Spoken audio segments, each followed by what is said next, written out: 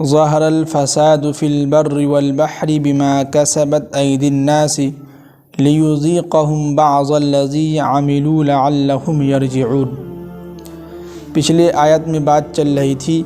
کہ اللہ تعالیٰ ان کفار و مشرکین سے کہہ رہے تھے کہ اگر تمہارے جو معبود ہے جس کی تم عبادت کرتے ہو اس کے اندر اگر ذرا برابر بھی ہمت ہے یا اس کے اندر کوئی طاقت ہے تو کیا وہ تمہیں پیدا کیا ہے، کیا وہ تمہیں رزق دیتا ہے، کیا تمہیں وہ موت دے گا، کیا تمہیں وہ جو ہے زندہ کر سکتا ہے؟ تو یہ ساری چیزیں کسی کے اختیار میں نہیں ہیں سوائے اللہ کے، ہے کہ نہیں؟ اللہ تعالیٰ نے ہم لوگوں کو پیدا کیا ہے اور اللہ ہی ہم کو کیا کرتا ہے، رزق دیتا ہے، مال و دولت دیتا ہے، اور پھر اللہ تعالیٰ ہمیں موت دیں گے، پھر موت کے بعد کیا کریں گے، زندہ کریں گے۔ اب آگے بہت ہی اہم بات بتلا رہے ہیں کہ ظہر الفساد فی البر والبحر بما کسبت ایدی الناس، لوگوں نے جو اپنے ہاتھوں کی کمائی سے زمین یعنی کہ خشکی اور تری میں، سمندر میں اور جو ہے خشک یعنی کہ زمین کے اوپر جو ہے لوگوں کے اس برے اعمال کی وجہ سے، لوگوں کے اپنے ہاتھوں کے کرتوت کی وجہ سے زمین میں فساد پھیلا ہے۔ کیا مطلب یہ کہ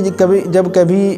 زمین میں کوئی آفت یا مصیبتیں آتی ہیں، کوئی وبا آتی ہے، کوئی بیماری ایسی آتی ہے جس کی وجہ سے تمام کے تمام لوگ کیا ہیں، پریشان حال ہیں۔ کوئی ایسی جو ہے طوفانی سمندر کے پانی سے جو ایسا طوفان آئے جس کی وجہ سے کئی گھر، کئی ملک، کئی علاقہ، شہر جو ہے تباہ و برباد ہو گیا ہو، تو یہ کس کی وجہ سے ہو رہا ہے؟ قرآن کہہ رہا ہے کہ بما کسبت ایدی الناس، لوگوں کے برے کاموں کی وجہ سے، لوگوں کے برے اعمال کی وجہ سے کبھی کبھی ایسا ہوتا ہے، خشکی میں بھی اور تری میں بھی، یعنی زمین کے اوپر اور سمندر میں بھی جو ہے ایسا جو لوگوں کے جو طوفان جو آتا ہے، جو مصیبتیں آتی ہیں، وہ لوگوں کے اعمال کی وجہ سے، برے اعمال کی وجہ سے، کرتوت کی وجہ سے۔ کیوں؟ اس لیے کہ لیذیقہم بعض الذی عملوا، تاکہ اللہ تعالیٰ ان کو ان کے کیے ہوئے کا کچھ مزہ چکھائے۔ کیا مطلب؟ کبھی کبھی ایسا ہوتا ہے کہ کوئی ایسی مصیبتیں آ جاتی ہیں جیسے کہ ہوا خوب تیز چل رہی تھی، اس تیز ہوا کی وجہ سے کئی لوگوں کا گھر جو ہے اکھڑ گیا، تو لوگ کہتے ہیں نا کہ ارے وہ گھر کمزور تھا اس کا، جس کی وجہ سے کیا وہ گھر ٹوٹ گیا۔ تو یہ تو ظاہری ہم لوگ کہتے ہیں، لیکن پھر بھی اللہ تعالیٰ کی طرف ہمیں رجوع کرنا چاہیے اور استغفار کرنا چاہیے، اور دل میں یہ سوچنا چاہیے کہ ہو سکتا ہو کہ ہمارے برے اعمال کی وجہ سے اللہ تعالیٰ ہم کچھ مزہ چکھائیں، تاکہ ہم کیا کریں، غلط راستے کی طرف سے ہٹ کر جو ہے سیدھے راستے کی طرف آ جائیں۔ اور آگے قرآن یہ بھی کہہ رہا ہے کہ لعلہم یرجعون، اور یہ کام ہم اس لیے کرتے ہیں تاکہ وہ بندہ جو ہے اس کام سے باز آ جائے۔ کیا مطلب؟ اس کام کو اس کو چھوڑ کر جو اچھے کام کی طرف کیا کریں، آ جائے، یہ یہاں پہ کہنے کا مطلب ہے۔ تو کبھی کبھی دیکھتے بھی ہوں گے کچھ ایسی مصیبتیں آتی ہیں زمین کے اوپر اور سمندر میں بھی، جس کی وجہ سے لوگوں کا نقصان ہو جاتا ہے۔ سمندر میں جیسے کہ کبھی کبھی ایسا ہوتا ہے کہ جو لوگ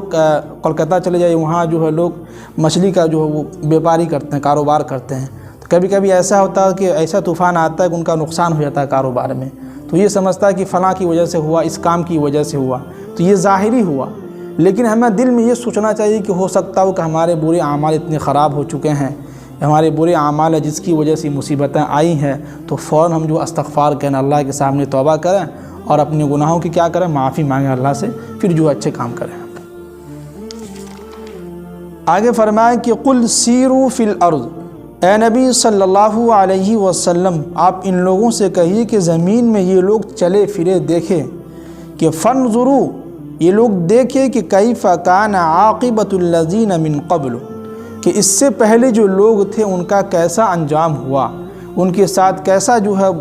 ان کے ساتھ برتاؤ کیا گیا، ان کو کیسے ہلاک و برباد کیا گیا۔